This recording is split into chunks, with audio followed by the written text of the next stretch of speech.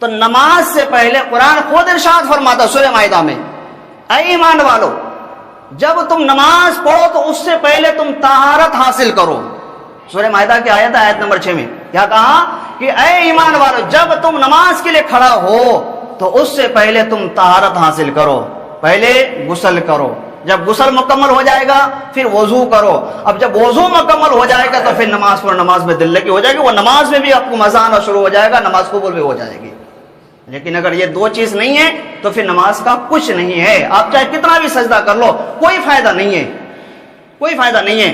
تو غسل میں کتنے؟ 3 فرض ہے۔ پہلا فرض کیا ہے؟ کلی کرنا اور غرارہ کرنا، یہ ایک ہی فرض میں آتا ہے۔ کلی کب کرنا چاہیے، غرارہ کب کرنا چاہیے۔ دوسرا ناک کی نرم ہڈی تک پانی پہنچانا۔ نمبر 3 پورے جسم پر اس طرح سے پانی بہانا کہ جیسے تیل چپڑتے ہیں، اور پورے جسم کی ایک بال بھی سوکھا نہیں رہنا چاہیے۔ اگر ایک بال اگر سوکھا رہا تو پھر آپ کی غسل نہیں مانی جائے گی، آپ کی غسل نہیں مانی جائے گی۔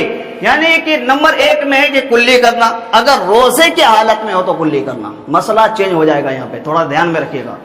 روزے کی حالت میں ہو، چاہے وہ فرض روزہ ہو یا نفلی روزہ ہو، کوئی سا بھی روزہ ہو، اب روزے کی حالت میں ہے تو کلی کریں گے، اور اگر روزے کی حالت میں نہیں ہے تو پھر غرارہ کریں گے۔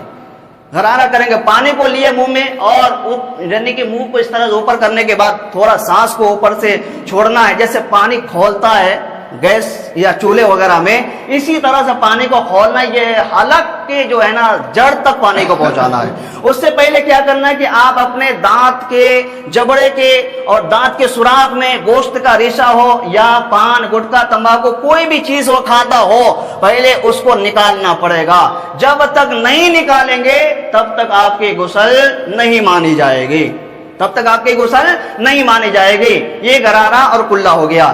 اب اس کے بعد ناک کی نرم ہڈی تک پانی پہنچانا۔ ناک کی نرم ہڈی، یہ ناک پکڑیں گے آپ تو اس پہلے تو یہ سخت ہڈی ہے، یہ ٹائٹ والا ہے، اس کے بعد یہ آپ پکڑیں گے تو اس کو گدگدہ ہڈی یا نرم ہڈی کے نام سے جانے جاتے ہیں۔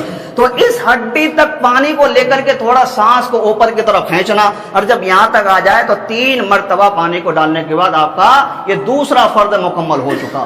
اور کسی نے صرف پانی کو لیا اور پانی لینے کے بعد صرف چھوڑ دیا، یا ناک کے اندر کوئی رینٹ وغیرہ کوئی چمٹی وغیرہ اگر اندر چپکا ہوا ہے تو اس کو بھی نکالنا ضروری ہے۔ اگر نہیں نکالا صرف پانی ڈالا غسل کر لیا، غسل نہیں ہوئے گی۔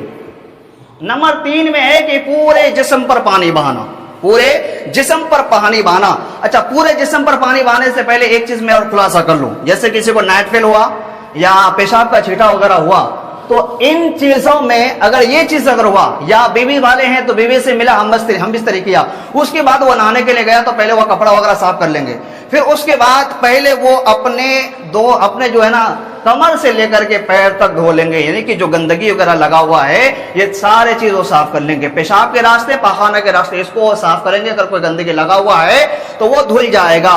پھر اس کے بعد دونوں ہاتھوں کو جو ہے نا گٹوں تک دھو کر کے پھر اس کے بعد اب جس ٹپ وغیرہ بالٹی وغیرہ میں پانی لیتے اس میں پانی بھر کے پانی لے کے ڈالنا ہے۔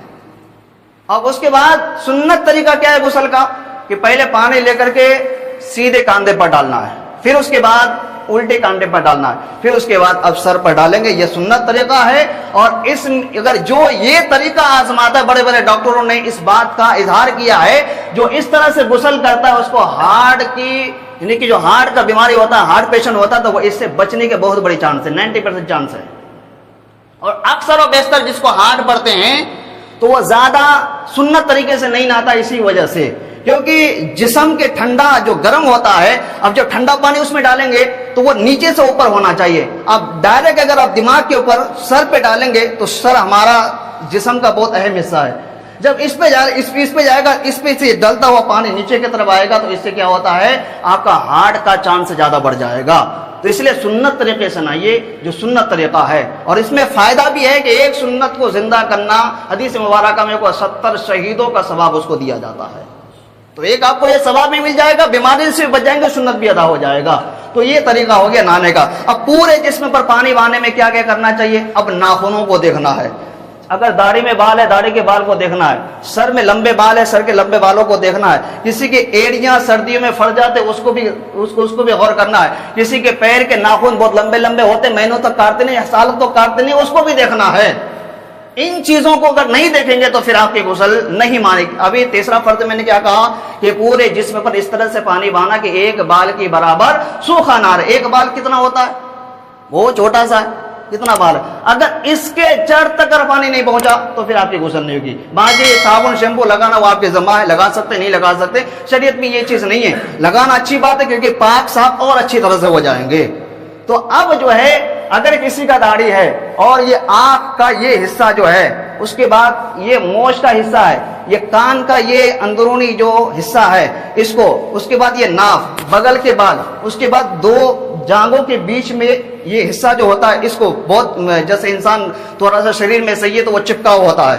پیر کی انگلیاں اگر کسی کا ملا ہوا ہے تو اس کا اس طرح سے خلال کرنا جیسے کہ وضو میں بتایا گیا ہے، سنت ہے کہ انگلیوں کا خلال کرنا، داڑھی کا خلال کرنا، یوں ہی اسی طرح سے غسل میں بھی آپ پانی کو لے کر کے داڑھی کو اس طرح سے ملیے اور سر کے بالوں کو تلوے سے اچھی طرح سے ملیے۔ اس کے بعد یہ کلمے کی انگلی سے کان کے یہ تمام حصوں کو پانی لے کر کے اس طرح سے ملیے اور یہ حصہ جو ہے پھر اس کو بھی ملیے، کیونکہ یہ حصہ بھی بہت جنے کا ہوتا ہے، چپکا ہوا ہوتا ہے، تو اس حصے میں پانی نہیں پہنچتا تو اس حصے میں بھی پانی پہنچانا ہے۔ اس کے بعد ناف ہماری ایسی جگہ ہے، پانی اوپر سے جائے گا تو صرف بہہ جائے گا، لیکن ناف کے اندر جو نسیں ہوتی ہے وہ جڑا ہوا ہوتا ہے، جو کہ جب بچہ پیدا ہوتا ہے تو اس کو کاٹنے کے بعد وہ چپک جاتا ہے، تو اس کو لے کر کے پانی کو لے کر کے اس طرح سے گھسیے تاکہ پانی اندر تک بھی پہنچ جائے جو باہری حصہ ہے۔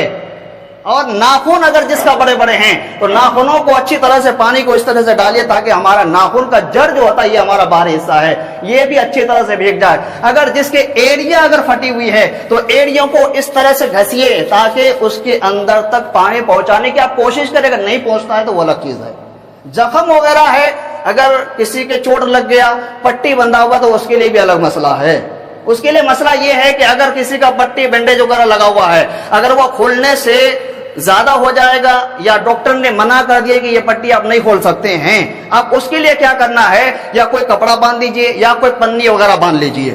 اب جب آپ کا غسل ہو جائے گا پھر وہ کپڑا وہ پنی ہٹانے کے بعد صرف ہاتھ کو بھگا کر کے اس طرح سے مل لیجئے، آپ کا غسل مکمل ہو جائے گا۔